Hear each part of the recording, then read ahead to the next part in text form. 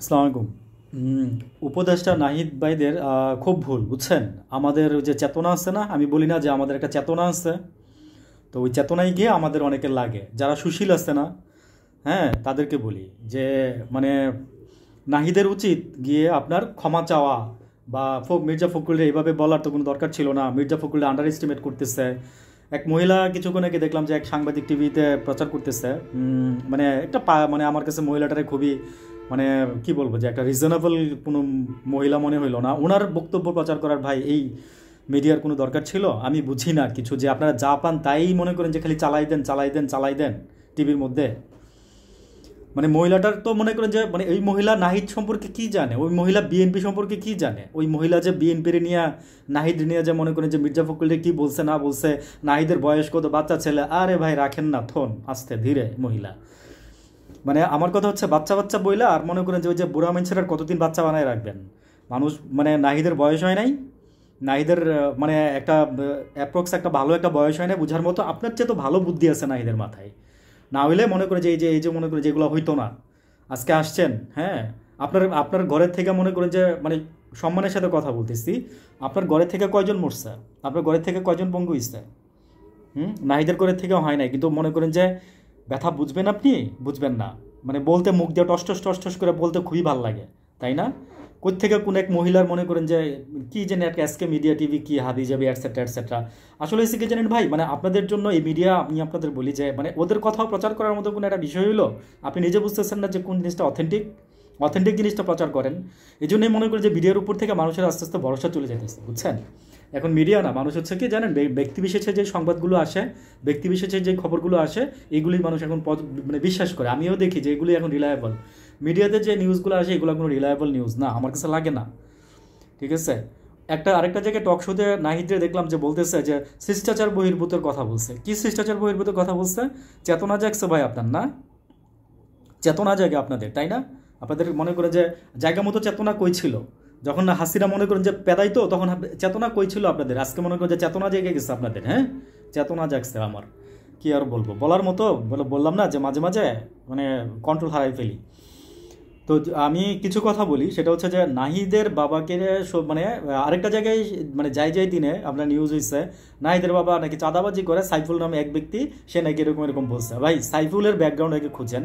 আর নাহিদ তো চ্যালেঞ্জ ছুড়ে দিচ্ছে, যদি আমার বাবা যদি জিল পারে কি যেন জমি দখল করছে, অবৈধ স্থাপনা না কি জানি দখল করছে, আরেকটা হচ্ছে কি মার্কেট দখল করছে। ভাই এগুলো এতই সোজা, আমরা বুঝি, আমরা সেন্স দিয়ে বুঝি যে এই ব্লাডে কি আছে। এই ব্লাড কখনো বেমানি করবে না। আমি বললাম তো এই কথাটা, যে আমি লিখে দিতে পারি, আপনি নিয়ে আসেন। যদি এই যে ওই মানে যারা আমরা সমন্বয়ক নামে আমরা যাদের মানে যাদের চিনি, হাসনাত, সার্জিস, নাহিদ, আসিফ, মাহফুজ, এরা যদি কোনোদিন দেশের সাথে বেইমানি করছে, হ্যাঁ সেই দিন আমি মনে করি যে আপনি আমার গালে জুতা দিয়ে পিটায়েন। ঠিক আছে, আমার গালে সেদিন জুতা দিয়ে পিটায়েন আপনারা। আমি যদি বলে দিছি কথাটা, বুঝেন না, পালস বুঝেন না, রক্ত বুঝেন না আপনারা।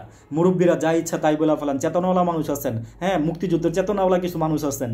ঠিক আছে, তারপর মনে করে যে 24-এর গণ অভ্যুত্থানে যারা মারা গেছে, হ্যাঁ মনে করে যে যাদের গণকবর হয়েছে আজকে পর্যন্ত তাদের কোনো লিস্ট বের করতে পারে না, বুঝতেছেন তাদের পরিবারগুলো কিভাবে চলতেছে, তারা যে জীবন দিচ্ছে। আপনার কয়জন মারা গেছে, আপনার ফ্যামিলি থেকে কয়জন মারা গেছে? আপনারা যে ধরনের কথাবার্তা বলেন, কিছু বললেই মনে করেন যে আমরা বেয়াদব হয়ে যাই আপনাদের কাছে, তাই না?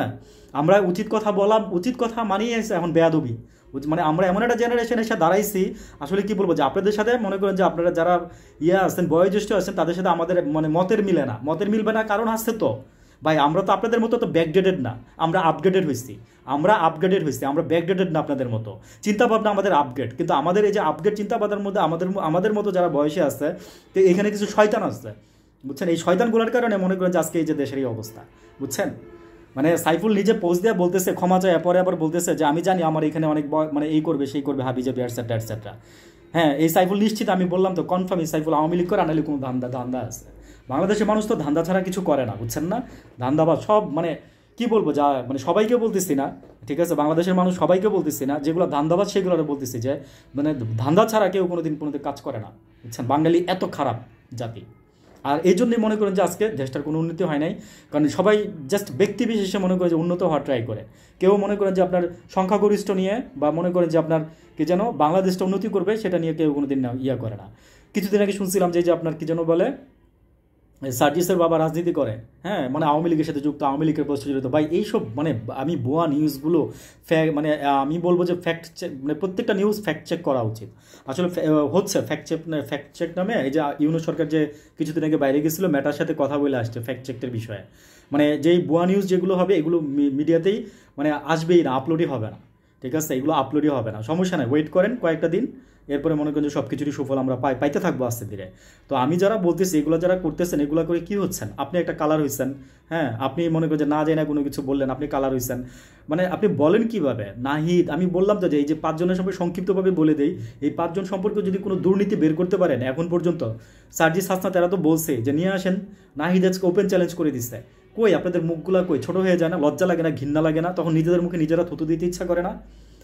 আমি বললাম তো যদি এই যে এরা যদি সমন্বয়ক, এই যে আমি 5 জনের কথা বললাম, বাকিদের কথা আমি জানি না, এরা যদি কোনো দিন আমি যদি শুনি, ঠিক আছে, তখন সেদিন এসে আমার জোতা দিয়ে মেরে যায়, ঠিক আছে, আমি এই কথাটা বললাম, ওরা আমার ভাইও লাগে না, কি মানে খালুও লাগে না, কেউই কিছুই লাগে না। তারপর আমি কথাটা বললাম, আমি জাজমেন্ট থেকে বললাম, বিকজ আমি এই জেনারেশনের সাথে মিশি, এই জেনারেশনে চলি, তাই আমি বুঝতে পারি যে এই জেনারেশনের ব্লাডে কি আছে। এই যে যারা গেছে না, তারা আপনাদের মতো বেইমান না, বুঝছেন, তারা আপনাদের মতো বুড়া বুড়া যারা আছেন, তারা আপনাদের মতো বুড়া বুড়া মানে মেন্টালিটি নিয়ে তারা চলে না, তারা এগুলো করে না, তাইলে আজকে এই যে 24-এর দেশ স্বাধীন হতো না, বুঝছেন। মানে ওরা নেতৃত্ব দিচ্ছে, নেতৃত্বটা অনেক বড় একটা বিষয়। সামনে নেতৃত্ব কে দিবে, নেতৃত্ব না থাকলে সামনে কোনো কিছু আগায় যায় না। একজন পড়ে গেছে আরেকজন এসে দাঁড়াইছে, একজন পড়ে গেছে আরেকজন এসে দাঁড়াইছে, ঠিক আছে। তো কি আর বলবো, আপনারা এগুলো বুঝবেন না কোনোদিন, এই ফিলিংস আপনারা বুঝবেন না, ঠিক আছে। ভালো থাকেন, আসসালামু আলাইকুম। আর আমার কথা হচ্ছে, এর আগে কোনো কিছু বলার আগে চিন্তা করে বললেন, ঠিক আছে। আর এই যে এত কিছু হইতেছে মির্জা ফখরুল, আমি বলবো যে মির্জা ফখরুলের কোনো ডিসঅনারই করে নাই নাহিদ, মির্জা ফখরুলের কোনো ডিসঅনার করে নাই নাহিদ, আমি বললাম তো কথাটা, আপনারা চিন্তা করে ক্যালকুলেশন করে বের করেন। কিছু সুশীল আছেন, হ্যাঁ, যারা মনে করেন যে খালি এইসবে পেঁচাইতেছেন আর মনে করেন যে মিডিয়াতে রসের আলাপ বানাইতেছেন, বুঝছেন না, আর সাধারণ মানুষের বিভ্রান্ত করতেছেন, আর মনে করে যে নিজেরা হয়তো বা কিছু কি পাইতেছেন আল্লাহ জানে, আপনি জানেন আর আল্লাহ জানে আপনারা। ভালো থাকেন, আসসালামু আলাইকুম।